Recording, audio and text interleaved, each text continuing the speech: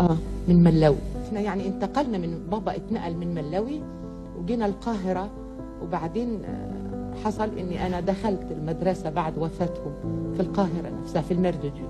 كنت عارفة انا عايزة ايه واصر عليه واستمر وراه لما اكون هيبقى ايه يعني مهما حصل. جه اسم سناء جميل ازاي؟ ده الاستاذ زكي طليمات هو اللي اختاره لي.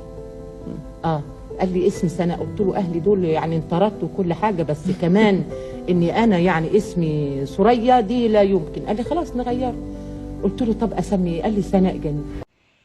سناء جميل لو رجعت بالذاكره الى الوراء ورجعت لسوريا يوسف عطله السعوديه، خريجة مدرسة المردجو، كان مشوارك في الفن صعب؟ قوي. يعني هو إذا ما تناولناه منذ البداية صعب، لأن صفاتنا من الصعيد.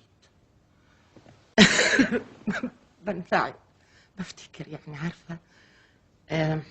طبعا أهلي ما كانوش راضيين إن أنا أمثل، ولما أنا أصريت طردوني من البيت. بعدين الأستاذ زكي طليمات الله يرحمه خدني بيت طالبات. مش عارفة شكلي مضحك وأنا بنفعل كده ولا إيه رأيك يا فريدة؟ ازاي؟ مش عارفة، حاسة إن أنا حاسة مرة تانية إن أنا واقفة قدام ممثلة قديرة لا أملك إلا الانحناء لهذا الإجلال. شكرا.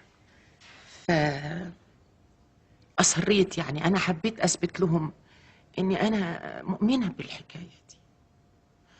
الله يرحمه الأستاذ زكي طليمات ساندني وداني بيت طالبات، وكان أيامها أكون مسرح اسمه فرقة المسرح الحديث، وكان في المعهد التمثيل بيدونا 6 جنيه، والأستاذ زكي بيدينا 6 جنيه في المسرح.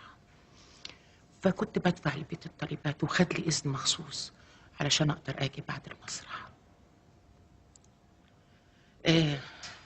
أنا مش يعني أنا مش بعيط عشان زعلان، لا، يعني أنا زعلانة من أهلي. ليه ما عرفوش إن أنا قد كده؟ الحكاية صادقة، هم ربوني، هم عارفين إن أنا ست صعيدية، بنت صعيدية ودغري وصادقة، وإذا ما بؤمن بشيء بحبه بصدق. ما فهموش دي فيا، بس عشان التقاليد. التقاليد بالظبط. دي مع فنانتنا ونقول من ملاوي، صح؟ من ملاوي تبدأ الحكاية، تقول لنا ايه؟ يعني هي